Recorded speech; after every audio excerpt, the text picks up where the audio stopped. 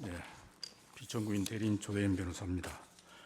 지난 기일에 재판부에서 저도 좀 어제 사진 보고 적었는데 그 본회의장과 또 국회 관계자들의 사무실이 있는 본관 건물이 있고요. 예. 또 국회 마당이 있고 담벼락 바깥에 또 경찰이 있었지 않습니까? 예.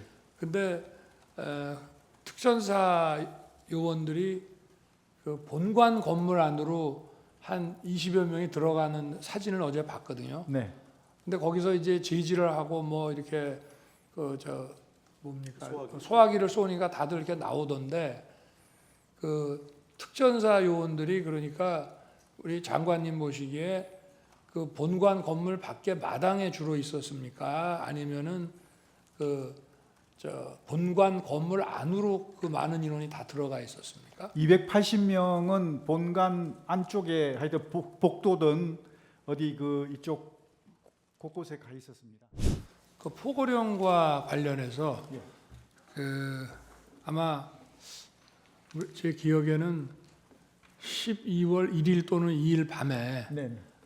우리 장관께서 제 관저에 네. 그걸 가지고 오신 거로 기억이 됩니다. 네. 기억나시죠? 맞습니다. 예. 네. 그래서 그때 제가 써오신 그 계엄 선포문, 계엄 그 뭡니까 담화문하고 포고령을 보고 포고령에 뭐 사실은 법적으로 검토해서 손댈 거는 많지만 어차피 이 계엄이라는 게 길어야 하루 이상 유지되기도 어렵고 그러니까 이런 이 국가 비상 상황, 위기 상황이 국회 독재에 의해서 초래됐으니 여기 포고령 이거는 좀 추상적이기는 하지만 이론이 이런 것들이 추상적이기는 하지만 그런 어떤 상징적이라는 측면에서 집행 가능성은 없지만 이게 상위법규에도 위배되고 내용이 구체적이질 않아서 집행 가능성도 없는 거지만 뭐 그냥 놔둡시다라고 말씀을 드리고 그냥 놔뒀는데 뭐 기억이 혹시 나십니까? 예, 제가 이제 느낀 것은 네. 대통령께서 평상시보다 이렇게 좀 꼼꼼하게 안 보시는 것을 제가 느끼면서 평상시 이제 대통령 업무를 하시는 스타일이 항상 법전을 먼저 찾으시거든요. 네.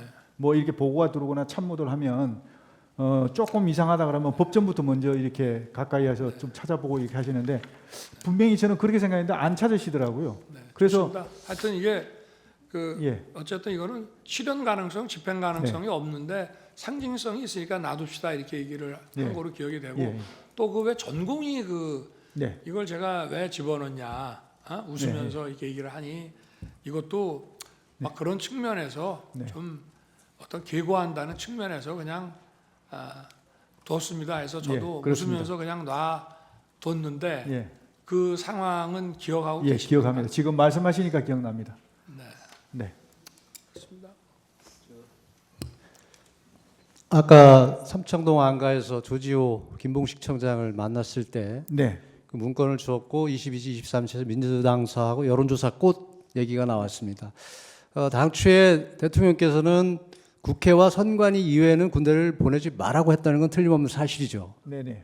근데 민주당사하고 여론조사 꽃은 장관께서 왜 다시 추가를 하신 거죠? 사실 그 민주당사하고 여론조사 꽃은 우선순위에서 떨어지는 것이었습니다. 예. 우선순위는 대통령 말씀하신 대로 국회하고 선관위였고요.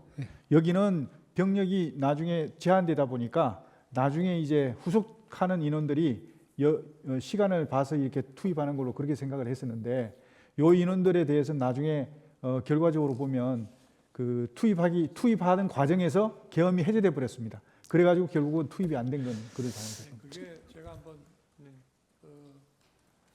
지금 이제 국회 독재가 이런 망국적 위기 상황의 주범이라는 차원에서 질서 유지와 그 상징성 측면에서 국회에 군을 투입했지 않습니까?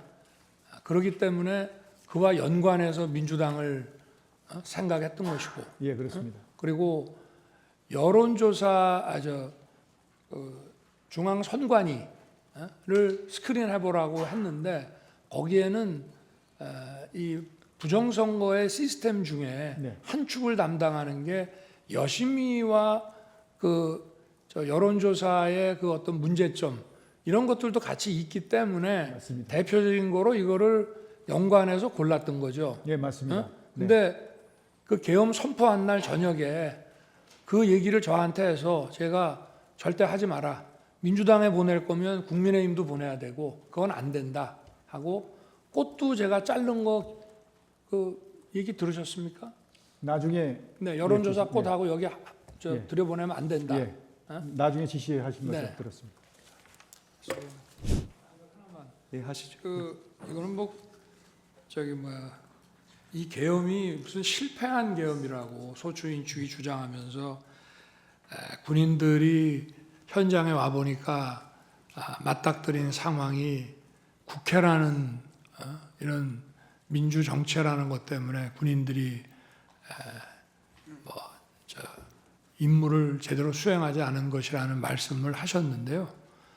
그거는 저도 마찬가지입니다. 저나 우리 장관이나 군 지휘관이나 다 우리 지금 실무급의 영관급이나 위관급 장교들이 다 정치적 소신이 다양하고 어떤 반민주적이고 부당한 일을 지시한다고 할 때 그거를 따르지 않을 것이라는 것은 저희들도 다 알고 있고 그런 전제 하에서 이런 그 비상계엄 조치를 하고 또 그 조치에 따라서 필요한 소수의 그 병력 이동을 지시를 한 것이고 그 병력 이동 지시는 합법적인 것이기 때문에 군인들이 거기에 따른 것이고 그 이상 이 사람들이 오바를 하거나 무슨 불법 행위를 한 것은 아닙니다. 그래서 이거는 실패한 계엄이 아니라 좀 얘기한다면은 저도 빨리 끝날 거라고는 생각했지만 예상보다 좀 더 빨리 끝났다. 그리고 그 이유는 국회가 계엄 해제 요구를 아주 신속하게 한 것도 있고 저 역시도 계엄 해제 요구가 결의가 나오자마자 바로 장관과 계엄사령관을 즉시 제 방으로 불러서 군 철수를 지시했고 그리고 어차피 국무회의를 열어야 또 계엄 해제를 할 수 있기 때문에 시간은 좀 걸리지만 제가 기다리다가 바로 1층 브리핑룸에 가서 군은 철수시켰고 국무회의 정족수가 갖춰지면 거기에 따라서 계엄 해제를 하겠다고 선 발표를 했습니다. 그렇게 해서 끝난 것이지 계엄의 실패 원인이 뭐냐고 묻는 것은 그거는 다분히 어떤 의도를 가지고 그리고 아까도 증인에 대해서 증인이 무슨 얘기를 하려고 하면은 자꾸 이렇게 딱딱 끊는데 이 전체적인 이 상황에 대해서는 저희도 대한민국의 어떠한 군인도 그 정치적 소신과 입장이 다양하고 민주적인 어떤 철학을 다 가지고 있다고 생각하고 있습니다. 네, 이상입니다. 그런데 지금 증인이 말씀하시는 그런 입법을 하려면 결국 국회가 해야 되는데 입법은 국회가 하는 거니까 그런데 가운데 거는 왜 쓰셨어요? 그 얘기할 사안은 좀 아닌 것 같습니다. 예를 들어서 저거를 국회의 존재를 부정하고 뭐 하는 그런 내용이라면은 저거는 기재부 장관이라는 거는 국회가 만든 예산을 그 예산 범위, 예산의 틀 내에서 무슨 일을 하는 것인데 저거를 만약에 굉장히 아주 극도의 정치적인 차원으로 이해를 한다면은 저거는 더구나 계엄에 대해서 반대를 하는 기재부 장관에게 줄 내용은 저는 아닌 것 같습니다. 그래서 기재부 장관에게 주무부처 장관이 저런 거를 전달했다 그러면은 저거는 좀 그 어떤 예산의 틀 안에서 한다는 취지로밖에 보지 않을 수 없는가 하는 게 저도 지금 문건을 보면서 갖게 되는. 과거에 국부위를 연상시켜서 국회를 해산시키고 국회를 대체하는 무슨 입법기구를 만드는 것처럼 오해를 하고 있는 것 같아서 예. 물어봅니다. 그거는 제가 뭐 이렇게 쓸 때 잘못 실수한 것 같습니다. 뭐 계엄을 선포한 사람은 대통령인 저 자신이니까 아까 계엄 선포의 이유를 그 장관에게 이렇게 물어보셨는데요. 계엄 선포의 이유는 야당에 대한 경고가 아니고요. 주권자인 국민에게 호소해서 엄정한 감시와 비판을 해달라는 것이지, 야당에 대한 경고는 아무리 해봐야 소용이 없습니다. 야당에 대한 경고가 먹힐 거면 이런 비상계엄을 할 필요가 없습니다. 주권자인 국민에 대해서 한 것이고요. 그리고 국보위라는 말씀을 자꾸 하시는데, 국보위라고 하면은 이 상황에서 기재부 장관한테 얘기한다는 것 자체가 완전히 넌센스고, 국보위를 하는 만약에 상황이라 그러면 이런 거 줄 필요 없습니다. 국보위에도 재경분과위원회라는 게 옛날에 있는 거로 알고 있는데, 그런 데서 그냥 해버리면 되는 일이지, 예산을 집행하는 기재부 장관에게 이거를 줄 이유는 저는 없다고 생각하고, 만약에 그런 거라고 하면은 그거는 더 고도의 정치적인 문제이기 때문에, 특히 그날 와서 계엄 선포에 대해서 뭐 금융 경제적인 차원에서 이거를 반대하는 기재부 장관이라는 예산 실무 장관에게 이거를 준다는 거는 앞뒤가 안 맞고, 아마 제가 그 민생입법을 방해하는 거기에 대해서 비상 그 재정 경제 명령, 긴급 재정 경제 명령 같은 거를 제가 대수비에서도 얘기를 하고 장관도 아마 들었던 것 같습니다. 그런데 아까 뭐 이게 국회의 입법을 기다릴 시간이 없는 거냐? 맞습니다. 입법을 하려면은 뭐 지금 몇 년을 했는데도 안 됐고, 또 입법하는 데는 어마어마한 시간이 걸립니다. 자기들이 필요하면은 며칠 만에 그냥 통과시켜 버리지만, 반대하면은 입법이 거의 봉쇄가 되기 때문에 시간을 아무리 가져도 할 수 없으니, 선제적으로 긴급 재정경제 명령을 발했을 때 만약에 거대 야당이 반대를 해서 불승인을 하게 되면 또 이게 전부 사상 누각이 되는데, 이런 계엄 같은 거를 하는 상황에 국민들의 여론이라든가 이런 게 좀 바뀐다면 이런 걸 한번 검토해 볼 수 있지 않나. 저도 처음에는 무슨 말인지를 몰랐는데 오늘 얘기하는 거를 보니 그런 거는 같습니다. 그런데 지금 우리 재판관님들께서 의문을 가지시는 국보위 같은 개념이라면은, 그런 거를 시행하려고 하면 아직 군이 출동하기도 전에 먼저 대국민 계엄 선포 담화를 하고 군이 1시간 후에 국회에 들어갑니다. 제가 물어봤습니다. 계엄 선포하고 군 이동 지시를 해라. 그러면 얼마 걸리냐? 그랬더니 1시간 이상 걸린다. 그러면 그 사이에 들어갈 사람은 들어갈 것이다.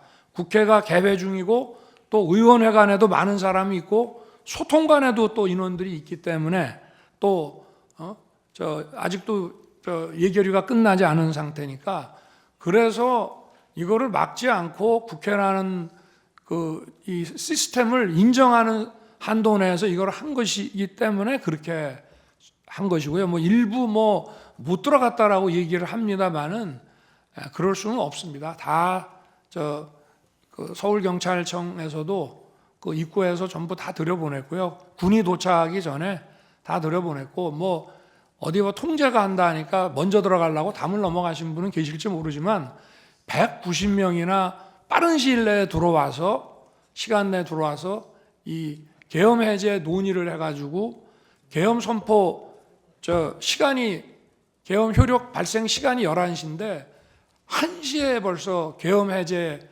요구 결의안이 통과됐다는 것은 그 사실 자체만으로 보더라도 이거를 통제하고 막지 않았다는 것을 의미합니다. 그렇게 말씀을 드리겠습니다. 네, 알겠고요.